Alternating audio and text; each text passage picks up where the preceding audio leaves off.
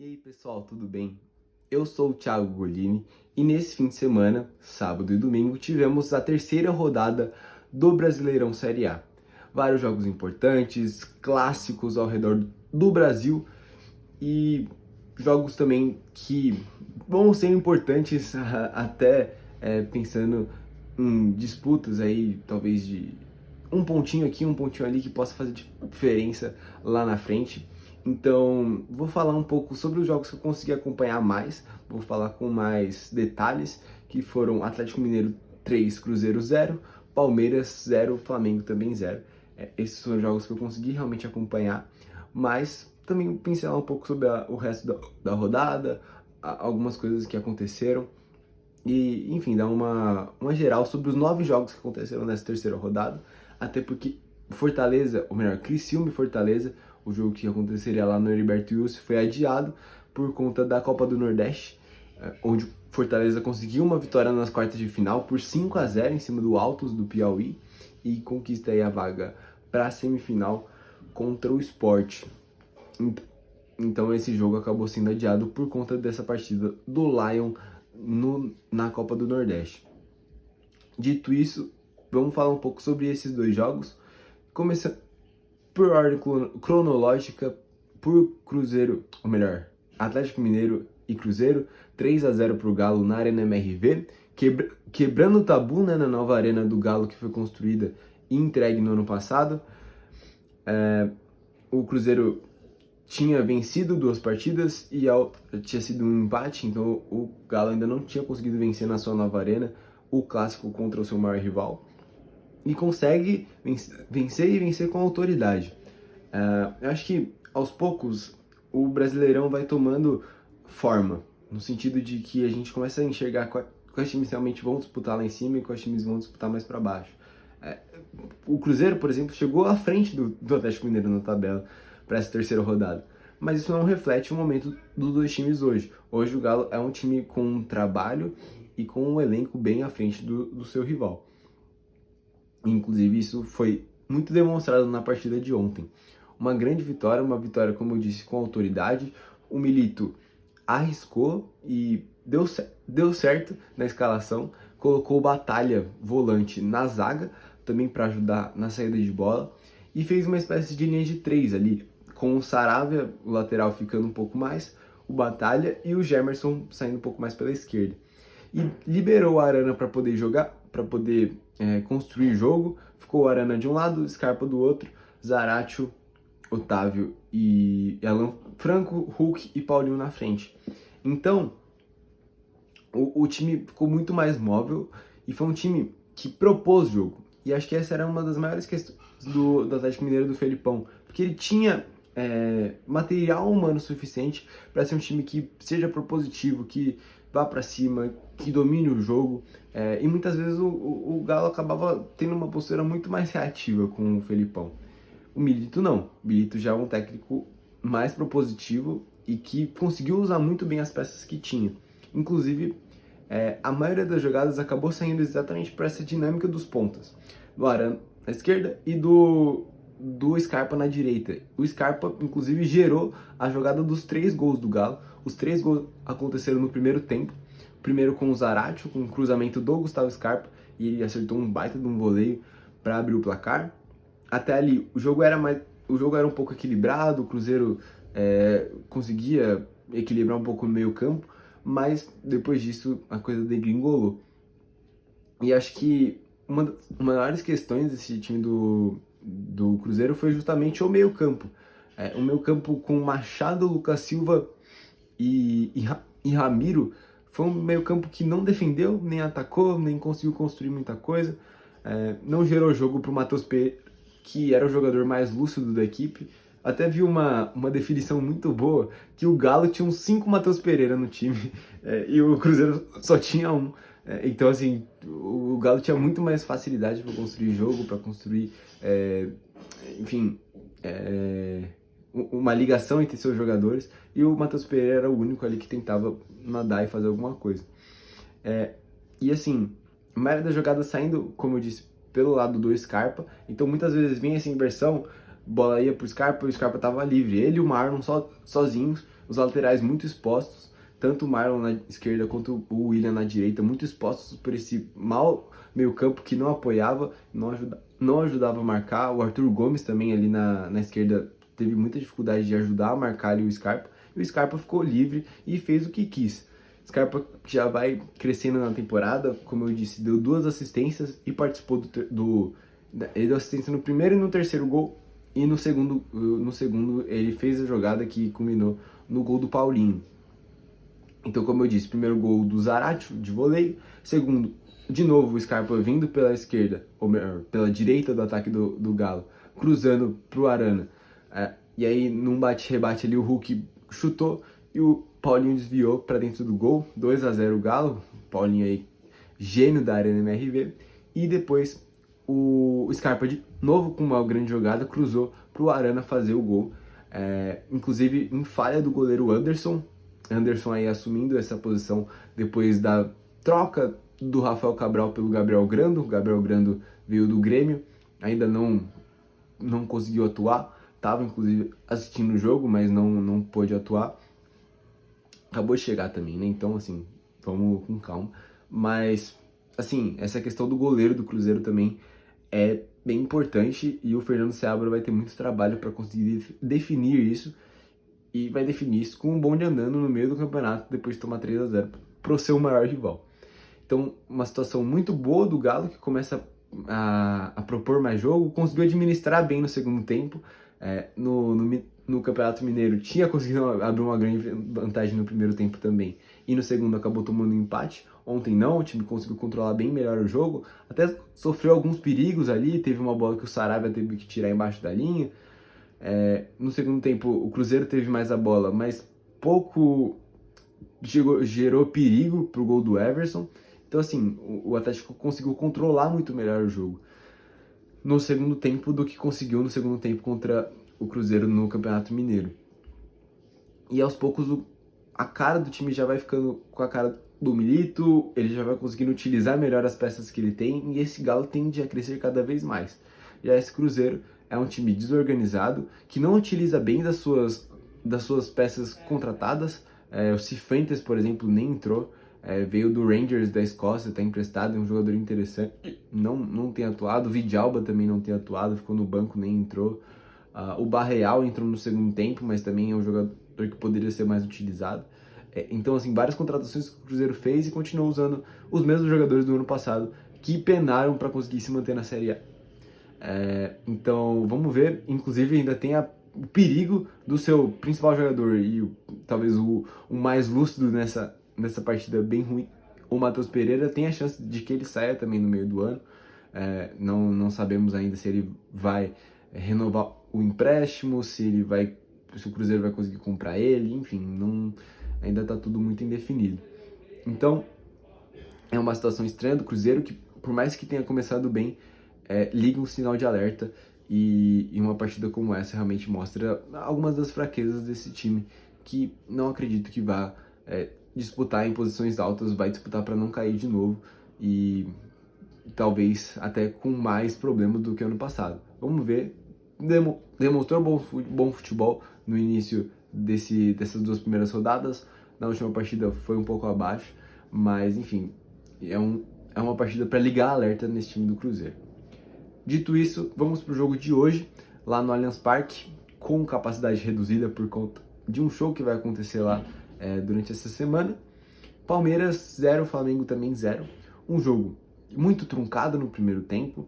O Palmeiras e o Flamengo conseguiram anular muito bem os seus respectivos adversários.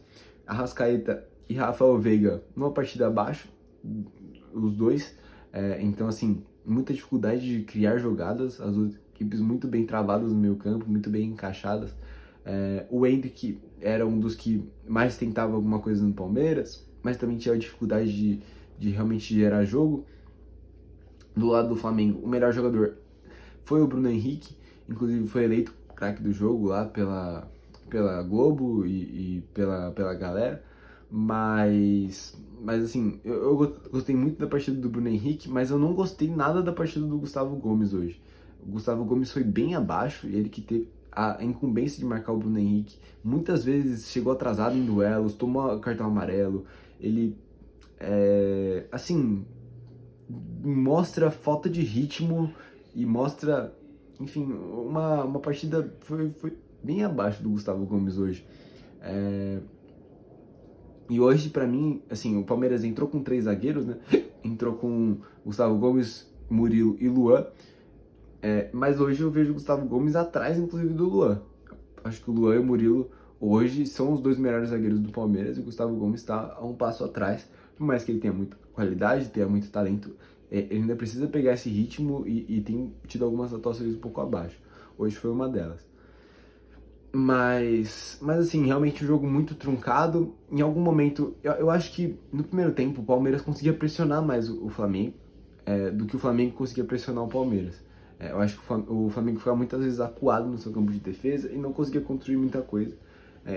Apostava mais em jogadas mais velozes mesmo e no talento do Bruno Henrique, do Luiz Araújo, que tentou um chute ali que gerou algum perigo. Mas realmente o primeiro tempo bem estéreo. E até por isso também terminou 0-0. O segundo tempo já não. O segundo tempo já foi um pouco mais movimentado. Tivemos a entrada do Pedro logo no intervalo. Depois também o Abel Ferreira, depois de um certo tempo já, né, ele promoveu as entradas do Estevão e do Lázaro, que botaram o Palmeiras mais pra frente, que abriram mais espaço. Tirou um dos zagueiros para colocar os dois pontas. O Palmeiras tentou ir para cima. O Tite também fez boas modificações, colocou o De La Cruz pro jogo, colocou como eu disse, né, colocou o Pedro. Enfim, assim, o jogo começou a ser um pouco mais movimentado. O Palmeiras teve chances, acho que no segundo tempo o Endrick foi melhor. E assim, também com o cansaço das defesas, acho que o jogo foi se abrindo um pouco mais. O Endrick fez algumas boas jogadas. Ele que jogou muito longe do gol. Eu acho que até por isso teve dificuldades de conseguir gerar mais chances perigosas. Mas ele era o cara mais agudo do Palmeiras. Mais uma partida abaixo do Veiga, como eu disse.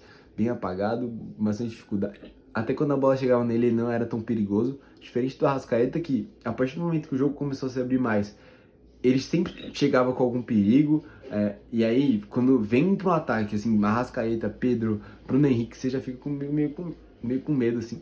Mas o jogo acabou 0-0, o Palmeiras ainda teve um gol, acabou sendo anulado pelo Aníbal Moreno, que, de novo, fez uma grande partida. Gostei muito da partida do Richard Hughes também, foi um cara que atuou bem. Não tenho gostado muito das atuações do Richard Hughes, eu acho que ele não tem suprido bem a ausência do Zé Rafael, mas ele conseguiu fazer uma boa partida hoje. Enfim, assim, faltou arriscar mais para os dois times. É uma partida muito equilibrada, muito estudada, poucas chances claras de gol. Mas no fim das contas acabou um 0-0. Talvez até melhor para o Flamengo, porque fora de casa, talvez o Palmeiras conseguiu algumas chances a mais, mas assim, acho que não é muito benéfico para nenhum dos dois, também muito maléfico para nenhum.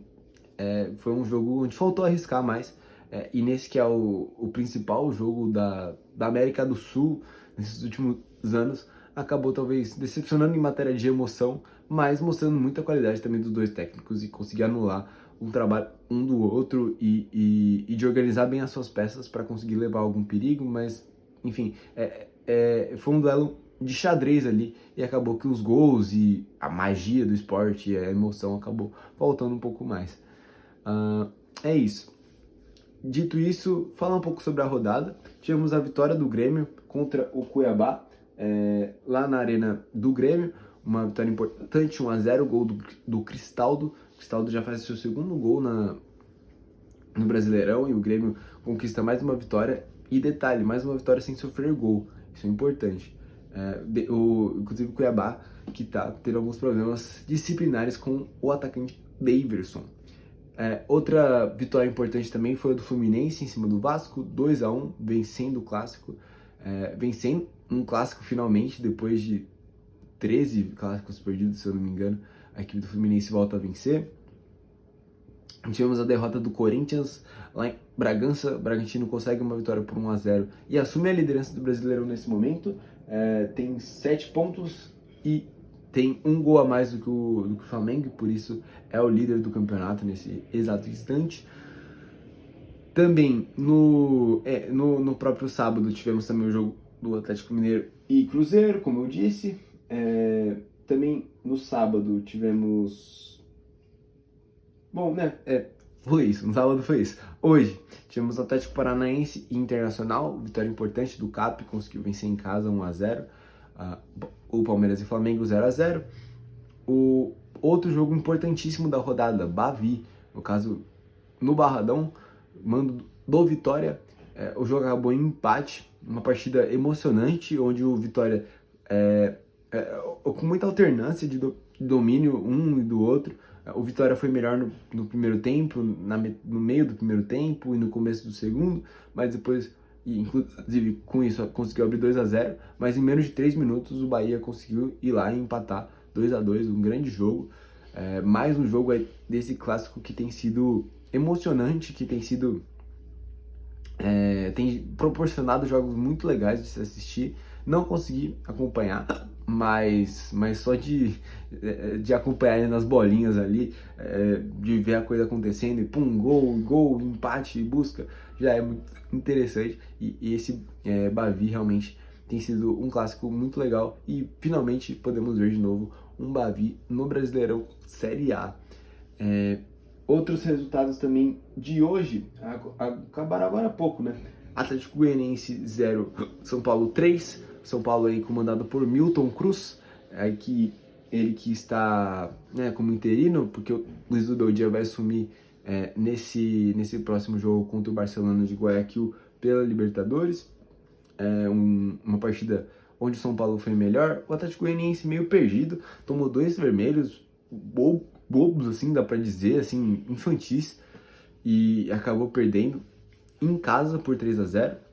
Então, uma partida realmente bem ruim do Dragão, que começou bem lá contra o Flamengo, mas que agora já começa a mostrar alguns problemas.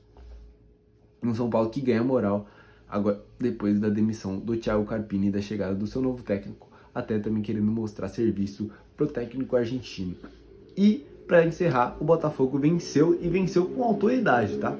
5-1 em cima do Juventude. Bom time do Juventude, que conseguiu um empate lá contra o Criciúma fora, conseguiu uma grande vitória durante o meio de semana aí contra o Corinthians, mas hoje sofreu bastante com o Fogão. 5-1, uma partidaça aí de Tiquinho, de Júnior Santos, enfim, uma grande partida do Botafogo, que vence mais uma no Brasileirão. Certo? É isso, tamo junto. Fala aí o que você achou, o que você achou da partida do seu time. Semana que vem eu vou tentar trazer também algumas óticas diferentes, né? Assistir mais jogos, mas basicamente é isso. Esse Brasileirão aí tá pegando fogo e vamos acompanhar demais. Vou tentar trazer também essa semana sobre os jogos da Libertadores. Temos Libertadores, Sul-Americana, rodada aí nesse meio de semana, certo? É isso, tamo junto. Valeu, se inscreva aí no canal, compartilha, deixa o like e tudo mais, beleza?